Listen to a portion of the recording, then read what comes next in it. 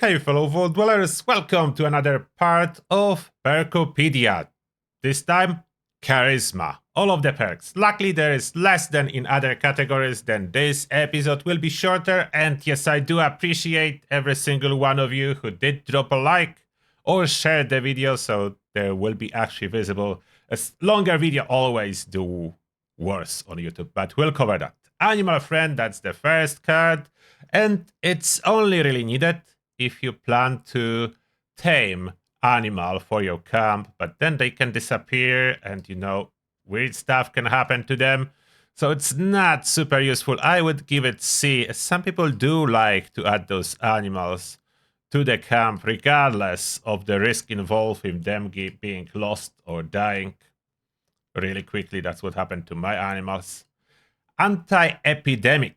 Disease cures always cure a disease from nearby teammates too.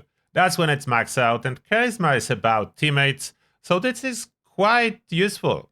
Teammates will be cured even not knowing what cured them. So I will give it B. Charisma, objectively Charisma, if we would rank all special, is the least important special in Fallout 76. So less perks, least important special, so some of them will be relatively slightly higher in appearance, as this is team-based focus category. Bodyguards. Gain damage and energy resistance based on your charisma and number of teammates. At 30 charisma, it will provide you with 24 damage resistance and energy resistance per teammate. So on full team, that's like 72. Cost of the card is 1. 72 energy and damage resistance, really good value. If you play always on a full team and your charisma is high, so you are maybe support or at least medium. If your charisma is low, then it's not worth it as much. But at least some charisma, if you have it, then yes, bodyguards, really good.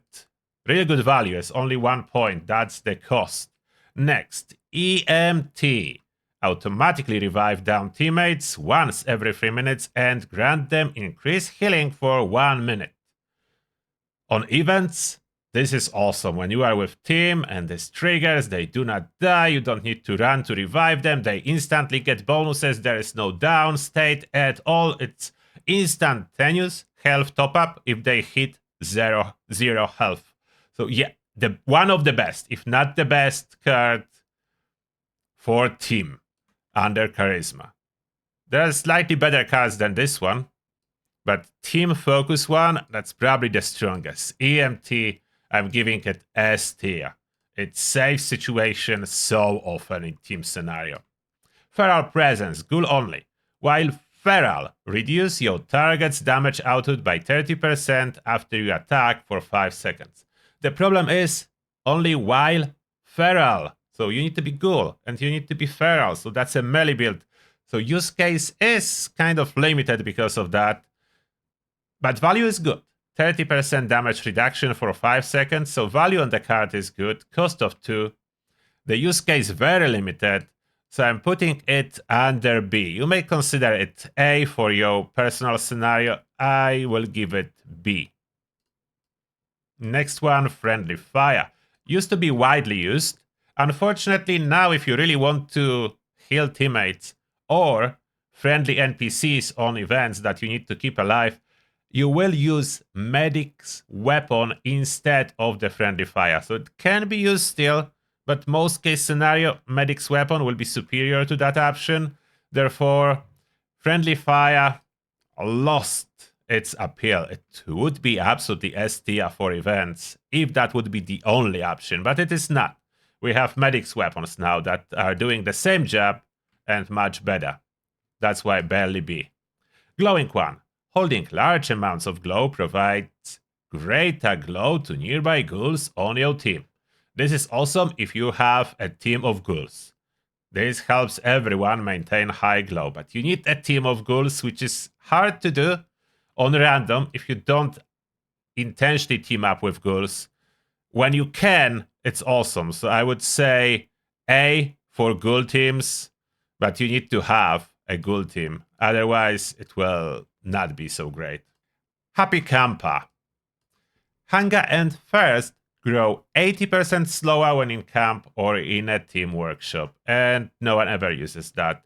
Maybe builders occasionally, but in case of building, you don't need to worry. As you can run with 0 on your food bar and 0 on your water bar. You will not die. There's no side effects anymore of not eating. So I would say not useful at all. Happy-go-lucky. Your luck is increased by 3 while under the influence of alcohol. And that's a missing puzzle to what I was talking last time in regards to Nuka Dark to work and give you 18 luck. So that card must be equipped if you want Nuka Dark to give you 18 luck, together with other cards, but that's one of the trio of cards that you need to have equipped. And for this case scenario, 18 luck is amazing boost. For other alcohols, 3 luck, decent, but not amazing. For Nuka-Cola Dark, it is amazing. I will give it a... For min-maxers, it's probably S tier when you want to go solo guardian and you need to boost your ricochet chance with crazy high luck. Yeah, you can achieve that. For short duration, but you can achieve that. Hard bargain. Gain 7 charisma when bartering at non-player vendors. So better prices when you sell, better prices when you buy from vendors. Very handy card. I will say absolutely A tier. For anyone who's still trading with vendors, it's a must-have. Improves prices significantly, so A tier for trading. You don't need it equipped outside of trading with vendors, but when you are there, it's awesome. Healing Hands. Players you revive are fully healed. And that's great combo with EMT, so I'm putting it next to it. It's the complementary card and only 1 point cost. Everyone will revive straight to full health. Awesome value. Awesome value for team focus players. Injector. Players you revive have 18 action point regen for 1 minute, which is, again, complements EMT, but the effect is small. Not significant at all like other 2 cards. So I will put it under C tier. It's barely noticeable improvement in your AP regeneration from my testing. Company T, way better solution for AP regeneration. Inspirational. Gain more experience while on a team based on your charisma. And yes, that's a key card when you want to farm experience. At 30 charisma, 25% bonus experience. 1 point cost on the card. Huge. Absolutely huge card for everyone who's farming experience. Even if your charisma is low, your farming experience, you need it. Inspirational, absolute S tier. Lone Wanderer. And unfortunately, Lone Wanderer scales with charisma, intended for solo players that do not play with other people, so they don't need high charisma. So the card for solo players that scales with something they do not need. The effect, if you somehow play solo and have 30 charisma, it will be 45% AP regen and 125 for ballistic and energy resistance. Would be decent if 30 charisma would be common for solo players, but it's really not. So I would say C-, a little bit use case, and you cannot be on the team, so you cannot even play solo on a team. You need to be completely without a team, teamless. You need to be teamless, no team, and only you. So that's a really, really bad value for Lone Wanderer. It's just joining team by yourself and being a single teammate will give you more benefits than Lone Wanderer will. Magnetic Personality. Gain 2 charisma for each teammate, excluding yourself. In case of farming experience, that makes it so much easier to hit 30 charisma for inspirational. So it's complementary card for inspirational, so I'm putting it next to it under S tier, as you want to use both when farming experience. You don't want to skip it, as this card boosts other card. So yeah, you want both if possible. Moral support. When on a team, you become feral 50% slower. Maybe useful as a filler if you really have 1 point and nothing to do with it and you don't want to look too often about your feral meter. But realistically, it's so easy to manage feral meter. Most people will not use it. I'm putting it under C, maybe C+, that's how you can see it. Edge case scenario useful, not very. Overly generous used to be incredibly powerful for auto-axe builds, but yeah. Bethesda decided to give radiation immunity to every important enemy, making this card useless. So no more to be used. Not recommended for any build. Useless at this moment. Party Boy. The positive effects of pure alcohol are tripled, and that belongs to the trio cards that boost Nuka-Cola Dark. So very useful for this case scenario and must have in a loadout if you plan to use Nuka-Cola Dark. So Party Boy, A tier for Nuka-Cola Dark scenario. Outside of that, it's B- for other alcohols. Philanthropist. Restore much more of your team's hunger and thirst when you eat or drink. Kind of edge case scenario, you could feed your teammates this way. Most people will not, so I'm putting it under C. That's not awesome. Quack Surgeon. Revive other players with liquor. This one will replace Stimpaks with liquor when you are running around and reviving players on or where EMT is triggering. A goofy card at best. It's not any particular scenario in which you would need it. Goofy card under C tier. Can be used. Not really must have. Then a Revenant. Players you revive have 25% damage bonus for 2 minutes, includes yourself. So if you self-revive, it will work too. Let's say with life-saving armor, for example. It will work on yourself, duration of 2 minutes. Absolutely can be used.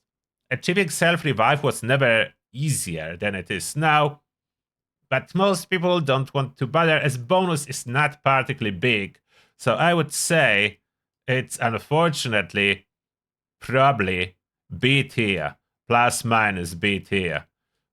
Maybe B plus based on your exact scenario, but not higher than that. Spiritual Healer. Regenerate health while on a team based on your charisma.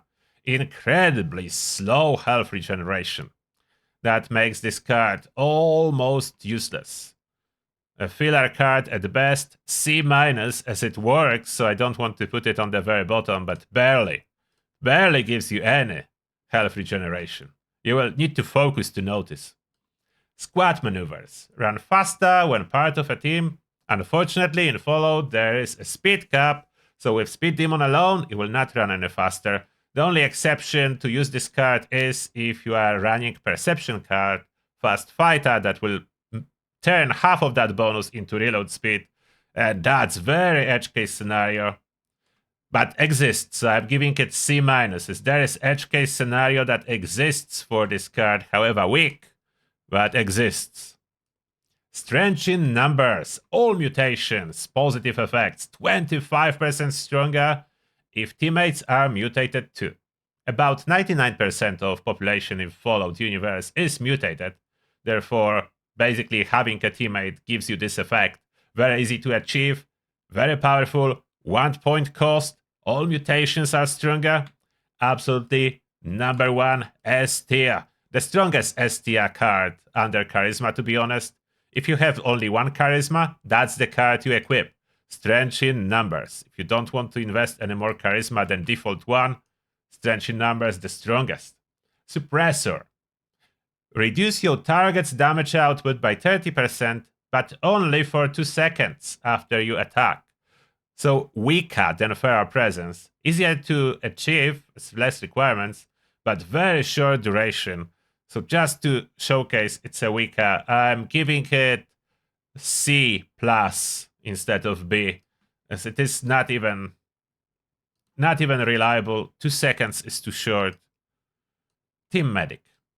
Your Stimpaks now also heal nearby teammates for their full strength if it's maxed out. Very useful card. Healing teammates is always good if it's the raid or events. So A+. I'm reluctant to give it S tier, but A+ for sure. Next one, Tenderizer. Each attack makes your target take increased damage, and it goes up to 1000 hits.